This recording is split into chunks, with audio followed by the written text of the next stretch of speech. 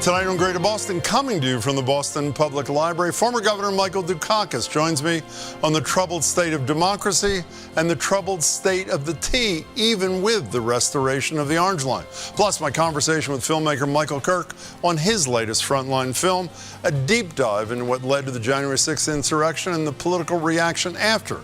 It's aptly named Lies, Politics, and Democracy, but it's not simply a biography of Donald Trump. The Orange Line is back. Service on the Green Line extension from Union Square to Government Center has returned too.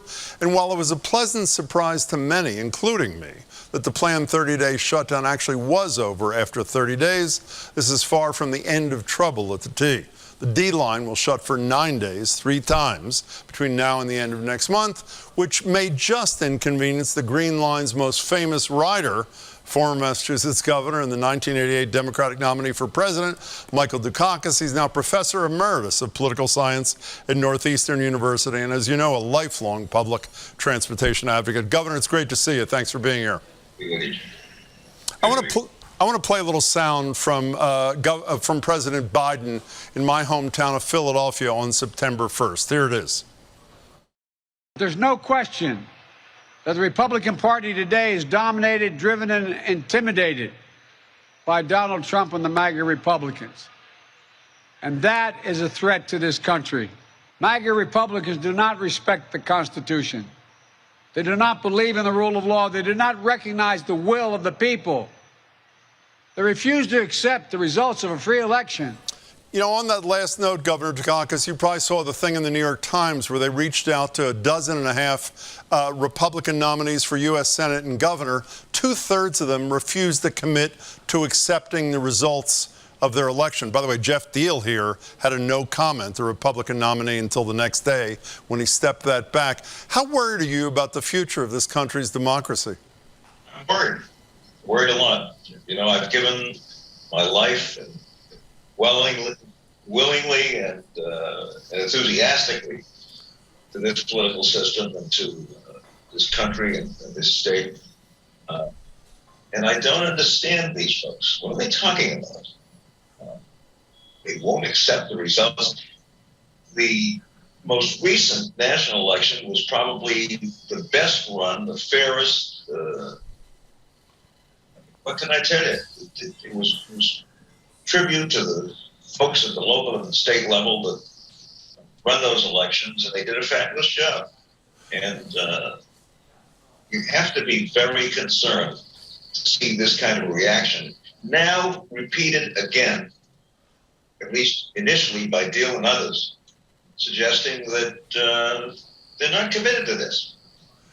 You know, and it's very troubling. I don't understand how democracy survives when the entry requirement for one party is to embrace a big lie about a presidential election. Do you see a path out of this, or are you as despondent as I am most days? I'm not despondent, but I'm very concerned. You know, in another year, I'm going to be 90. So far, in good shape. But I want to leave this country and this political system in the best shape I and others can leave it. And watching this happen is just very, very, very troubling. You know, speaking of you approaching 90, if President Biden on 60 Minutes the other night said he assumed he'd run for re-election but hadn't made a decision soon, should he run for a second term, he'd be 82 on his second inauguration. Is that too old to be president of the United States? I think it's too old, but it depends entirely on him and how he feels and whether or not he thinks he's up to the task. There are folks that are in their 80s, and, you know, I'll be 90 next year. And so far I seem to be doing okay. But you can only the individual himself can make that decision. And if he feels good, and so far it seems to be that he's doing pretty well, fine. If not, then we'll have a contest. Well, you know, one thing he is not too old to do was to sign a $1 billion infrastructure bill in November of last year. Are you, as someone who, as I said, was on the board of Amtrak, a big public transit advocate, high-speed rail advocate. Are you convinced that $1 billion will make the United States competitive, or is it just a catch-up kind of thing? I don't think it's a catch-up kind of thing.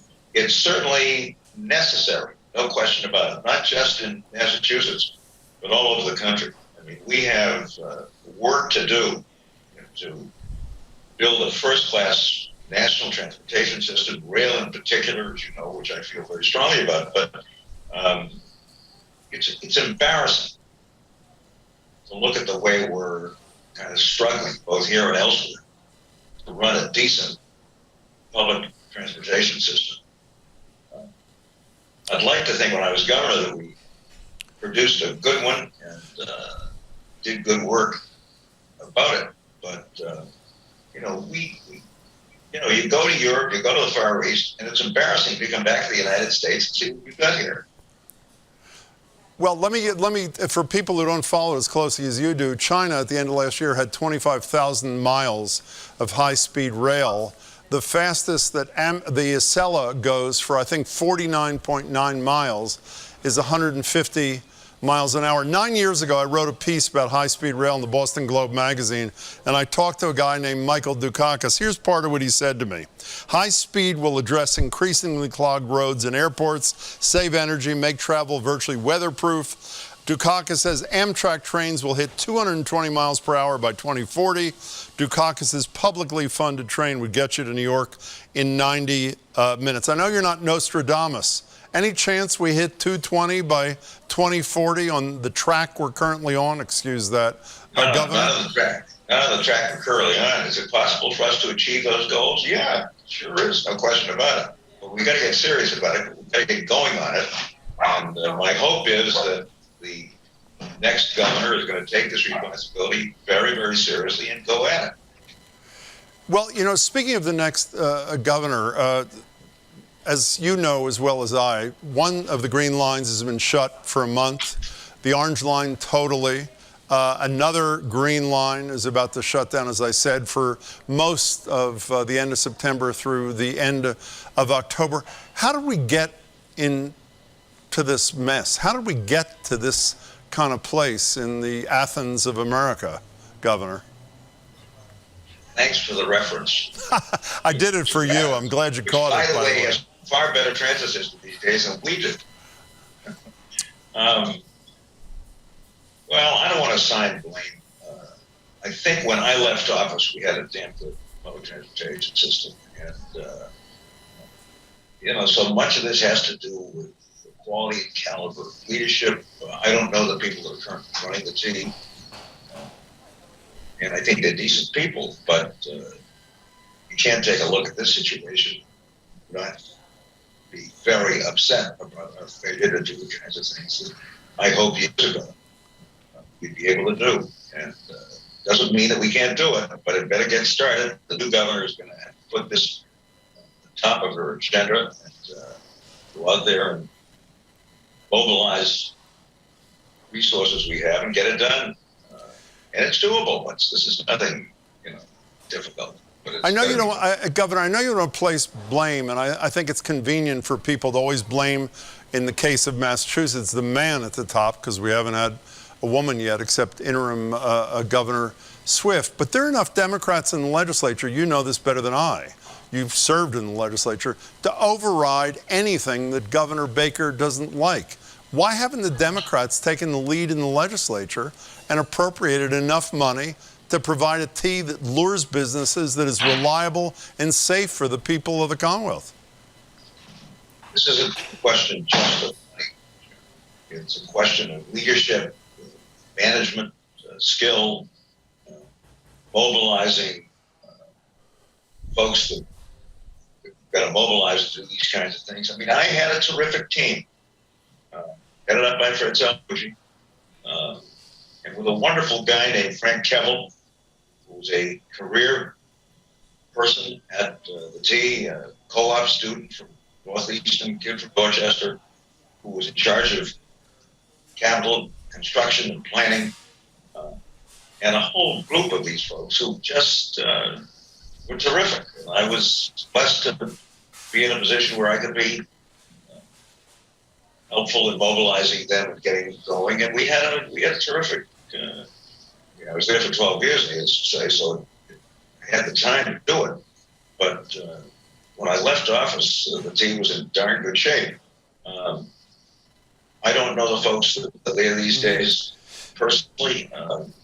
All I can tell you is that we've got to do a hell of a lot better.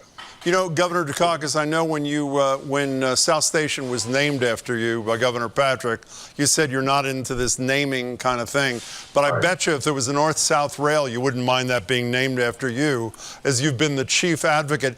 Do you have a specific commitment, have you heard one from Maura Healey, should she be the next governor, that a connection of North and South Station is in the offing?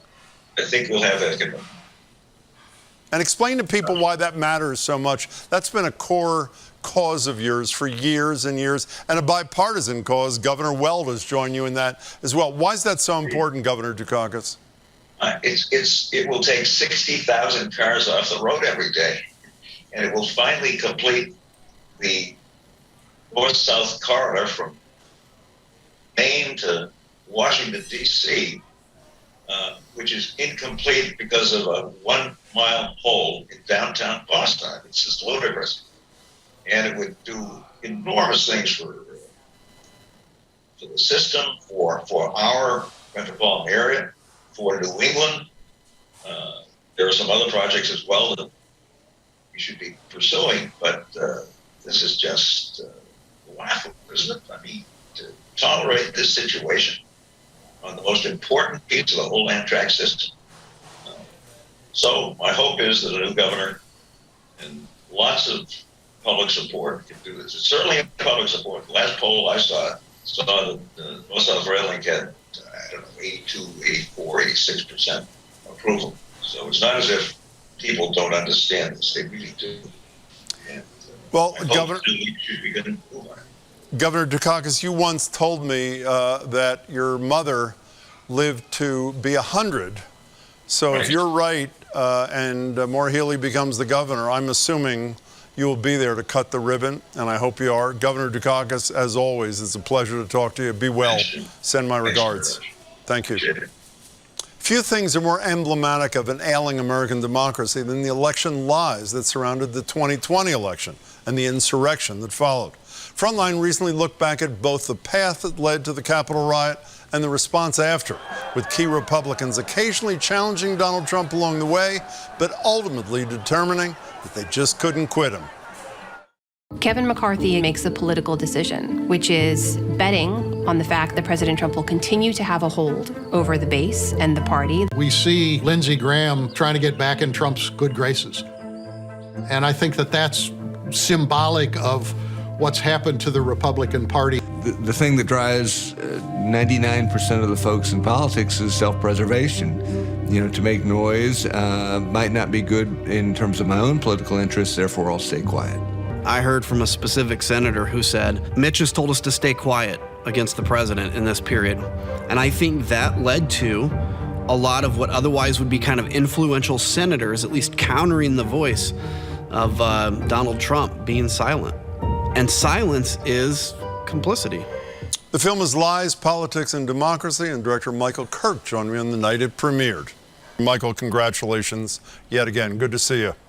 Thanks, Jim. Good to see you, too. You know, people may think on the surface this is a story of Donald Trump and his serial lying, but I think what I said there is true. It really is a story about the complicity and cowardice among his fellow Republicans, particularly leaders of the Republican Party, is it not?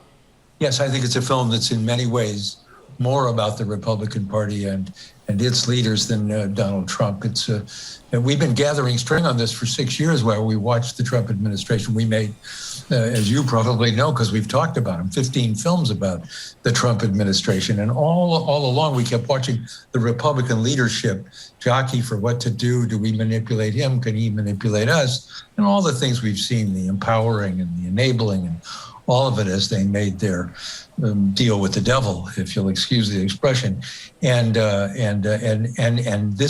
now, right before the midterms, right before really Trump announces what to do in 2024, we thought we'd better lay out what happened with the leadership of the Republican Party and where the party stands at this moment in relation to American democracy. You know, there's so many examples. It's not just the McConnells of the world, the McCarthys. Ted Cruz, I'm sure people remember, and you recount this in your film, candidate Trump essentially suggested his wife was ugly and that his father, meaning Cruz's father, was involved in the assassination of JFK. So Cruz, at least for a short period of time, in a tough setting at the Republican nominating convention, did stand strong. Here's a little bit about that. It took days for Cruz to decide. He tells them his decision, that he's not going to endorse Donald Trump in his speech. And they ask him why. And Cruz looks at them and he says, history isn't kind to the man who holds Mussolini's jacket.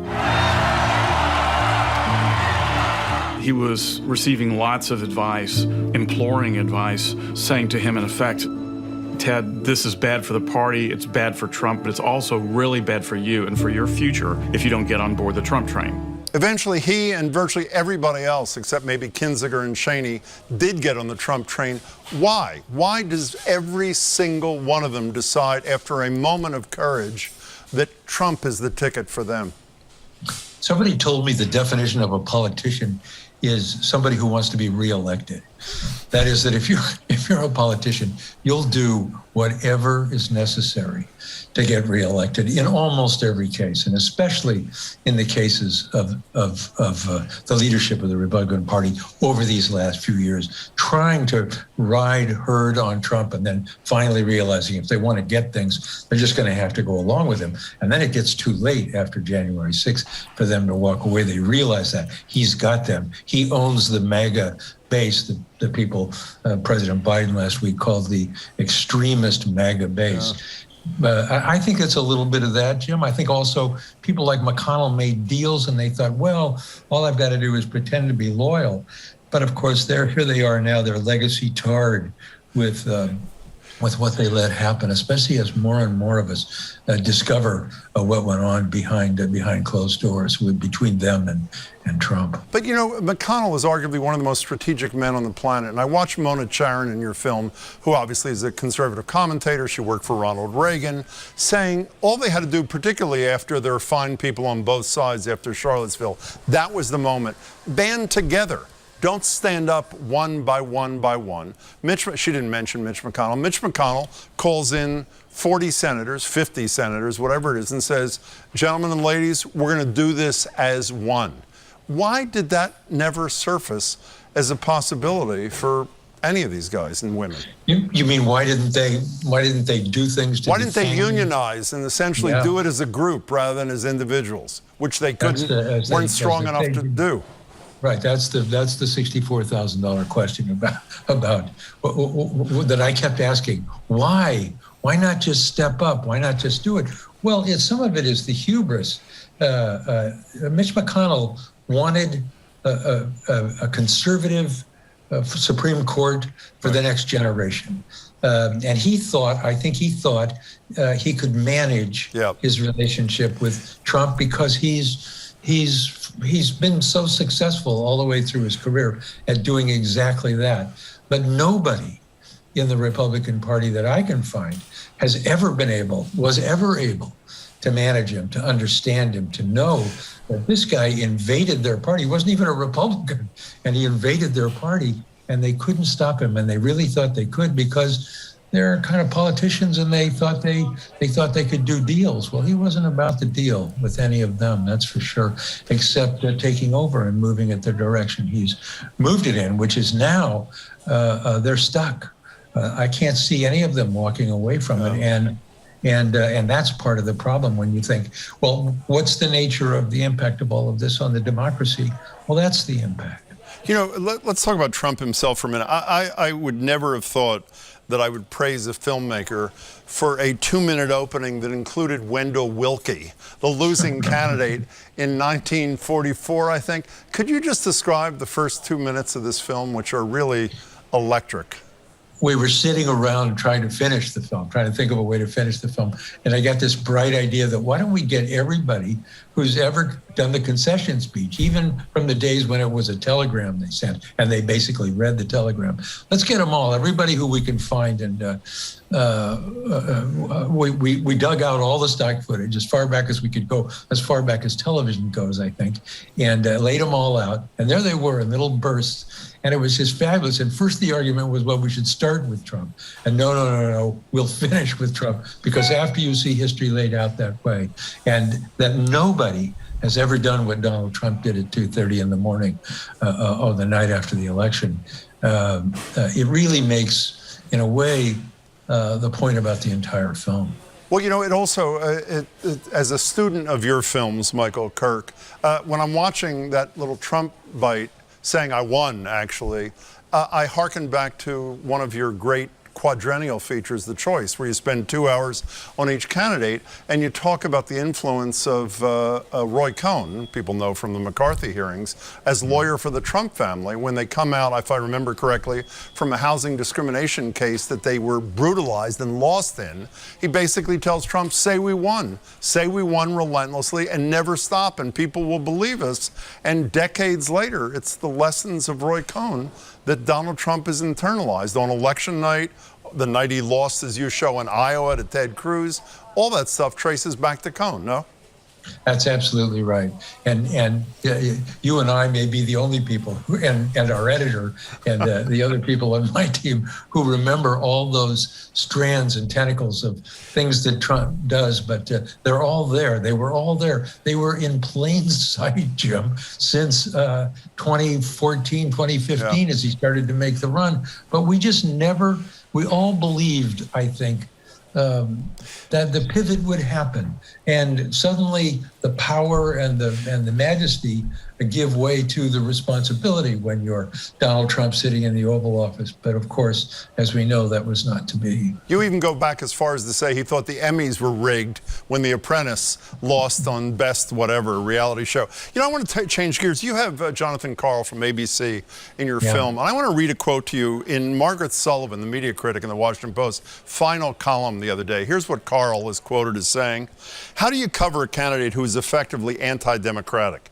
How do you cover a candidate who is running both against whoever the Democratic candidate is, but also running against the very democratic system that makes all of this possible?" What were you thinking about when making this film? And I'm guessing you're already thinking about, how do I portray a Donald Trump if he runs for re-election in 2024 in The Choice? How do you cover a man who is attempting to destroy the system that he's attempting to head? This way, the way we do in this film, we try to tell the truth. You try to be fair to the innocent, and point the finger at the people who enabled and helped him, and warrant from the very beginning that this man, I think the first words in the film are about the lie that he told that night. I mean, this is there are some parts of some stories that there's just not another side on, and I think the relationship of Donald Trump to the truth and to democracy and to the Constitution and to the guardrails and the norms that we thought we had, that story needed to be told. We've told as much of it as we can from 30,000 feet. It's my fervent hope that not only will this film lay down as history for others, but it will spark others to go forward in the same way, and cover the parts of it we just couldn't cover or couldn't uncover. Well, I hope that's all true, but we only have 45 seconds left. You regularly speak to Zinblatt and Levitsky, we've had on the show, who wrote that chilling book, How Democracies Die. And throughout your film, they come in talking about historical precedent for exactly what strongman Trump is doing. So they seem to be saying, though maybe not as definitively as I'm now suggesting it, there will be one of those democracies that they are writing about if the embrace of Trump continues. Almost everyone we talked to, we interviewed 30 people for this film, almost everyone, and no Democrats. And almost everyone in this film that we talked to is worried, desperately worried about Trump candidacy, and worried about even the midterms. But let's say the midterms are a Republican sweep, or at least an effective Republican takedown. Plenty to worry about, Jim. Plenty to worry about in 2024.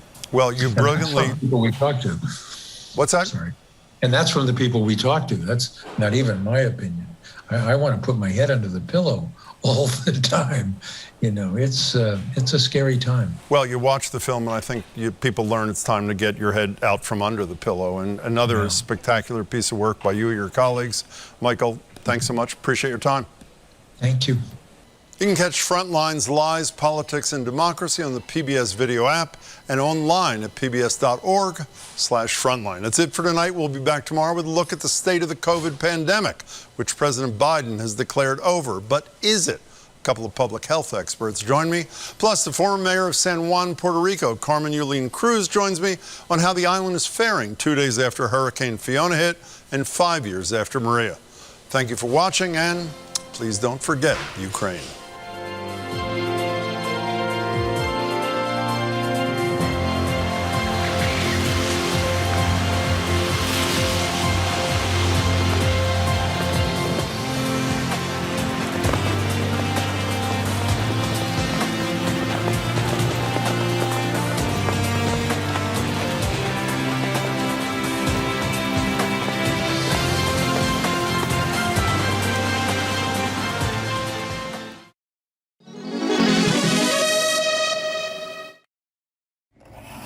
In Newton, Massachusetts, there's a star market that overhangs the Mass Turnpike, and I was curious why that was. I'm Edgar B. Herwick III, and this is the Curiosity Desk. Well, we start things off today in a place that I am confident is familiar to you all, a supermarket. This one is a lot like any other. The coffee's near the tea, the butter's near the milk, and the shelves are stocked with an abundance of options. Now, even if you've never been inside, you've likely driven under this guy. And while the building itself dates to the 1960s, its story begins almost half a century prior. The Star Market began in Watertown. The first one opened in 1915. That's Clara Silverstein with Historic Newton. The owner was named Sarkis Mugar, and he was from Armenia. Sarkis helmed the Watertown Star Market until 1922, when he died following an automobile accident. His son Stephen took over the store, and in 1930 opened a second Star Market right here in Newtonville. But the boldest leap came in 1948 with the Star Market's first supermarket. But Star Market was immediately on a collision course with the latest thing in roads, the modern highway. More and more and more cars. The Turnpike Authority wanted to go through Newtonville and take over the Star Market's parking lot. The Turnpike Authority got its route, and the Mugars were granted the air rights to build a new store on top of the new Turnpike. The success of the Star Market project fueled the imaginations of developers and city leaders who saw a future with gleaming buildings over the pike. In reality, nothing has been built with air rights west of the city in almost 50 years, and so it stands over the pike today, a nod to Newton's past and to an imagined future that never came to pass. I'm Edgar B. Herwick III. Stay curious out there.